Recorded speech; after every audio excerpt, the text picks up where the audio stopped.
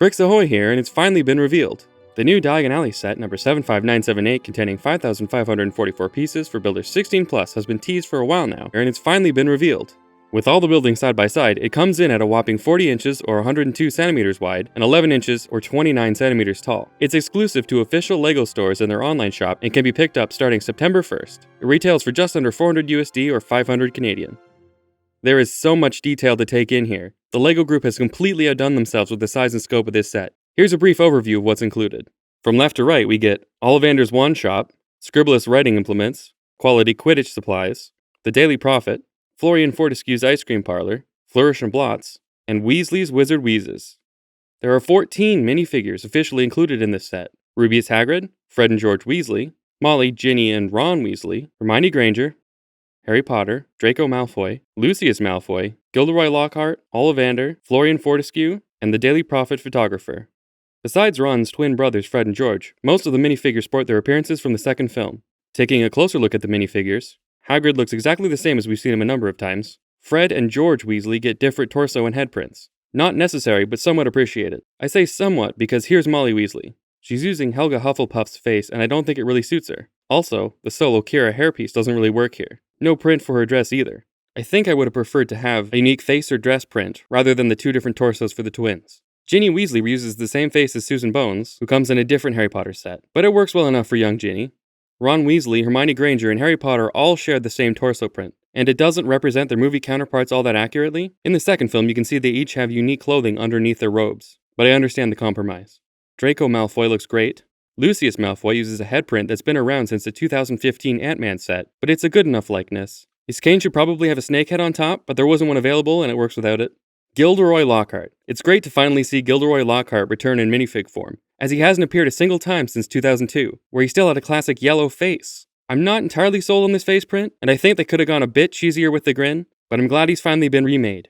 Ollivander sports a red torso instead of the brown one that came with the mini-scale Diagon Alley set. I think this one might be a bit more accurate to the movie, but it's dark in his store, so it's hard to tell. Florian Fortescue is only barely visible in the background from what I understand, but I'm glad we get a shop owner. And finally, the Daily Prophet photographer, who took a photo of Harry and Gilderoy together. Also included are Hedwig and two other owls. Hedwig uses the new mold with the extended wingspan. Using the clip piece as talons to hold onto things like newspaper was clever and works really well. The buildings are built onto base plates, which seem like they were mostly retired outside of the creator expert line, so it's surprising to see them included here. You can split the buildings off into 4 sections and rearrange them, perhaps making either side of the street, or you could even put them back to back. I love all the intricate details, signage, and architecture. The varying windows are fantastic, and I love the slight lean of the windows and the quality Quidditch supplies. The signage, the cobblestone, the mini dining table on the roof of the ice cream shop. I can't find a single thing I don't like the look of. So many details. Everything is fairly screen accurate from what I can tell. Flourish and Blots went through a lot of changes, and the overall look changed throughout the movies. I think they may have even chopped it in half to make extra room on the set for Weasley's Wizard Wheezes. Speaking of Weasley's Wizard Wheezes, it doesn't stand out as much as I expected it to. It's a really wacky shop with fun colors, but it manages to mesh with the rest of the set pretty well, and you can even move the top hat just like in the films. And before we head around back to the interiors, the entranceway to Nocturne Alley is included, where Hagrid can rescue a dusty Harry Potter from such a dodgy place. Taking a look inside the buildings, first is Ollivander's, where we see Harry get his wand in the first film. The windows are yellow and there are 10 of these new wand boxes in dark brown. The staircase can swivel away when it's not needed, and there is a second story. Next door is Scribbless, which contains plenty of writing supplies, like inkwells and feather quills. The build for a scroll in the window is a fun little detail. Upstairs is the seating area with a worn-out love seat, and a side table with what looks to be a skull and potion. Quality Quidditch supplies is understandably filled up with Quidditch supplies, like a quaffle, bats, outfits, and lots of brooms. This store is where Harry first saw the Nimbus 2000 in the window. There are a few cute details in the attic too, and we finally get Quidditch robes for Hufflepuff and Ravenclaw. Attached is the entrance to the Daily Prophet, which doesn't get much interior space, and you essentially just get a crate filled with newspapers. Next door is the ice cream parlor. It has just enough room for a counter and a small amount of food to be displayed. There's one of the new glassware items, also seen in clear in the new Harry Potter CMF series, and upstairs is a nice seating area where you can enjoy some tea.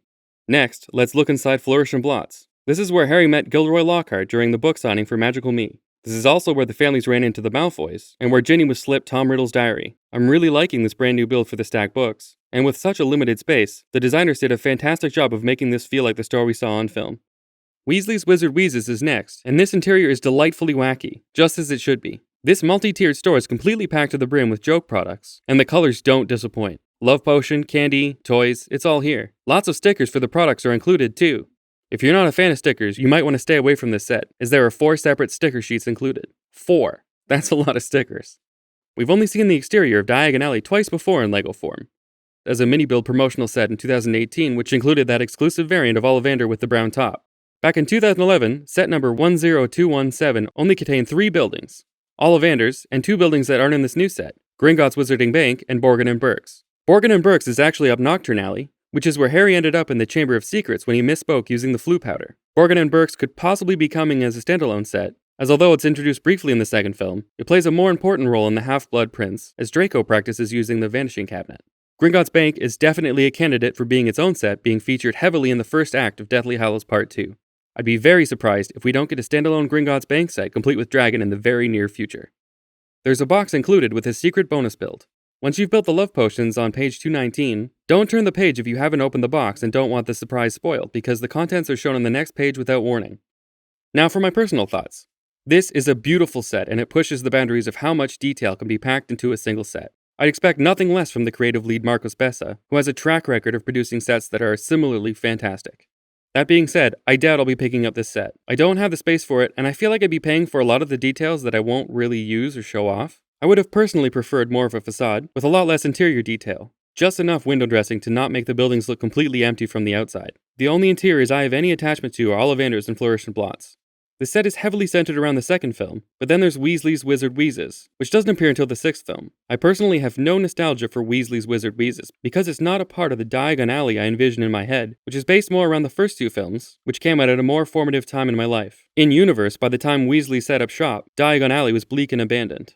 But if I was a LEGO designer and had worked on this set, I would have pushed to include lavish interior spaces that look great for both play and display, and I would likely have pushed to include Weasley's Wizard Wheezes, even if it's not a personal favorite of mine. I don't think they missed the mark, not even slightly. I just feel like I'm not the target demographic for this set. When I think of Diagon Alley, I think of a bustling alley with tons of people walking around with wagons and carts and stacked cauldrons. We were officially given 14 minifigs, but it's a bummer they weren't able to include some of the street clutter. But I understand the compromise. It's too bad there weren't some spare parts lying around to make a brick entranceway to the alley. I think I would have preferred that to the build included in the secret box, but now I'm just getting really nitpicky, and I could easily build a brick entrance myself if I really wanted one. I'm going to stop here. That's everything I can think to say about the set at the moment. If you know any Potterheads, feel free to share this video with them. Like and subscribe for more content coming very soon. I'm half asleep, so if I made any mistakes, please forgive me. I'll leave the pinned comment with my corrections. Thanks for watching, and have a great day.